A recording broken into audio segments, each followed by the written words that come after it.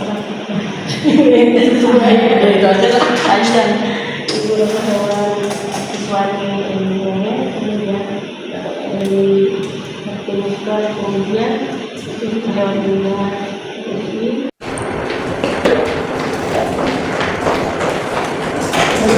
Assalamualaikum warahmatullahi wabarakatuh.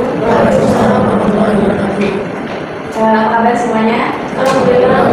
Ya, semoga dalam keadaan sehat dan bahagia selalu. Sebelumnya saya hormati seluruh hadirin dari ada Pak Kakak, Mas Heru, Mas Fati, Dok Linda, kemudian ada Dok Linda, Dok Iswani, Dok Eslin, dan teman-teman seluruh dari UGM yang saya banggakan.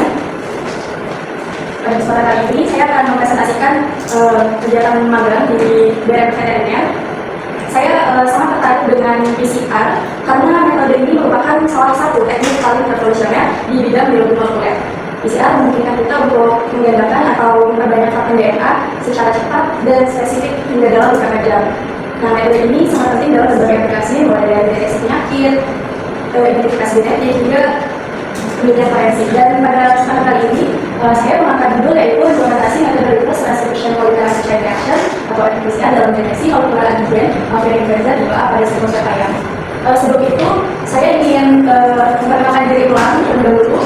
Saya Tina Putri, saya mahasiswa program studi teknik biomedis dari Institut Teknologi Sumatera. Next. Ya, ini adalah outline yang akan disampaikan pada presentasi hari ini, yaitu mengikuti profil mitra, pendahuluan, tujuan, kemudian metodologi, hasil, dan kesimpulan. Ya, profil mitra yaitu Balai Besar Perakitan dan Modernisasi Veteriner atau BRM Veteriner, itu berlokasi di Cilegon, Bogor, Jawa Barat, dan sebelumnya dikenal sebagai Badan Standarisasi Instrumen Pertanian Veteriner dan Sistem Veteriner. BRP ini dibentuk berdasarkan Peraturan Presiden Nomor 192 Tahun 2024 dan diperkuat dengan Peraturan Menteri Pertanian Nomor 10 Tahun 2025. Unit ini diresmikan menjadi BRM Veteriner pada April 2025. Secara teknis, dibina oleh Kepala Pusat Perakitan dan Modernisasi Pertanian yang berada di bawah Badan Perakitan dan Modernisasi Pertanian Kementerian Pertanian. Ya, ini adalah struktur organisasi dari Veteriner yang dipimpin oleh Kepala Balai Besar, kemudian disusun Kepala Usaha, dan selanjutnya yaitu kelompok jabatan fungsional. Waktu dan tempat pelaksanaan. Waktu dimulai yaitu pada 3 Februari sampai 28 Mei 2025. Tempat kegiatan yang menjadi kebetulan juga yang saya angkat yaitu di Laboratorium Virologi BRM Veteriner Bogor. Next. Introduction.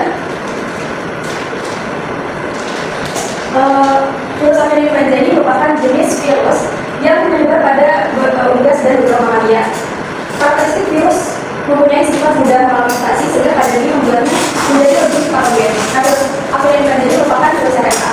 Seperti pada kasus di lapangan, virus avian influenza ini berdampak besar pada ekonomi dan kesehatan masyarakat. Maka perlu adanya pengendalian penyebaran dengan deteksi dini menggunakan metode yang sensitif dan spesifik yaitu PCR. Tujuan dari kegiatan itu yaitu mengimplementasikan metode PCR konvensional untuk deteksi lagi, kemudian mempelajari tahapan PCR seperti ekstraksi RNA, pembuatan master mix, dan amplifikasi serta elektroforensik. Kemudian mengembangkan keterampilan laboratorium molekuler. Selanjutnya, sampel database. Sampel database yang digunakan yaitu swab kolak ayam, kemudian gen antigen tipe A. Kemudian kita masuk ke metodologi.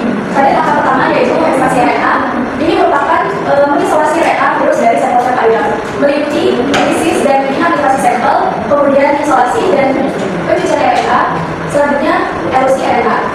Nah, pada kegiatan saat itu dimulai dengan menambahkan 500 mikroliter buffer APL dengan kadar RNA, kita tabung 1,5 mili, kemudian masukkan 140 mikroliter sampel, kemudian diservotek selama 15 detik dan diinkubasi di suhu ruangan.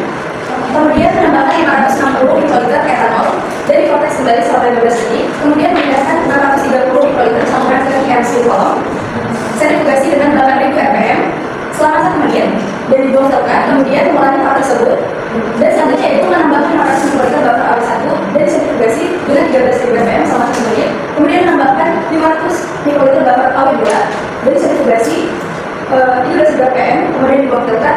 Dan ini ada satu tugas tambahan yaitu selama 3 pm untuk membuang sisa-sisa residu. Kemudian next. Nah, ini masuk ke tahap 2 yaitu pembuatan masker PCR. yaitu menyiapkan software variabel PCR untuk aplikasi dan target akan berasal dari aliran transaksi. Pada kegiatan di lapangan sebetulnya tahap ini, tahap 1 dan tahap 2 ini dilakukan bersamaan daripada kegiatan tahap itu dibagi dua kelompok dengan bawahnya dan juga masing-masing. Jadi di bagian sini itu dimulai dengan pouring bahan atau pencairan bahan karena memang bahan itu berada di suhu minus 20 derajat, kemudian menyiapkan tuh yaitu 1,5 mili, kemudian dalam bentuk 200 ml terdiri dari 7 produk sampel dan 1 LPC. Kemudian mencampurkan bahan, ini memasukkan bahan ke dalam bentuk 1,5 mili dari volume terbesar sampai terkecil, kemudian dihomogenikan, lalu melakukan steamer untuk mengumpulkan cairan dan pipet 20 ml ke masing-masing 20 ml master mix ke masing-masing dari 8 tuh. Next. Nah, kemudian masuk ke tahap 3 yaitu RT-PCR atau reverse transcription atau transcription balik. Teknik ini teknik biologi molekuler yang digunakan untuk mengubah RNA menjadi DNA karena memang virus influenzanya adalah virus RNA, maka perlu adanya reverse transcription untuk mengubah RNA menjadi cDNA menggunakan enzim reverse transcription. Nah, ini ada 3 tahap yaitu primer annealing, sintesis cDNA, dan aktivasi enzim.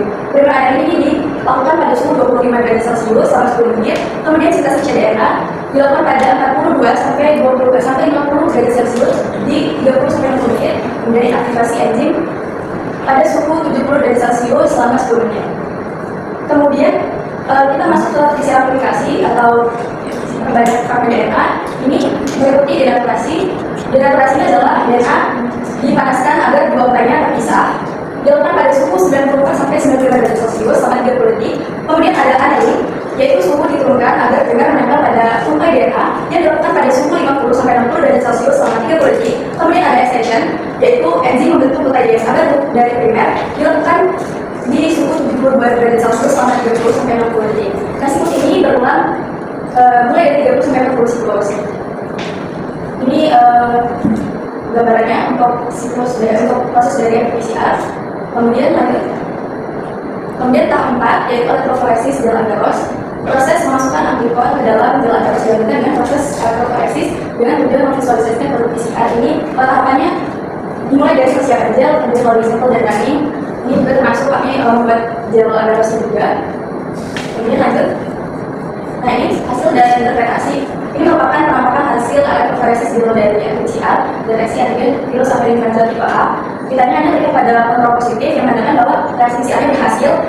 Sementara itu seluruh sampel swab ini tidak menunjukkan kita yang berarti hasilnya negatif terhadap virus AI. Lanjut. Baik, ini kesimpulan dari kegiatan magang MBKM saya. Kalau kegiatan magang MBKM di bidang kesehatan, saya memperoleh banyak wawasan baik secara teori maupun praktik.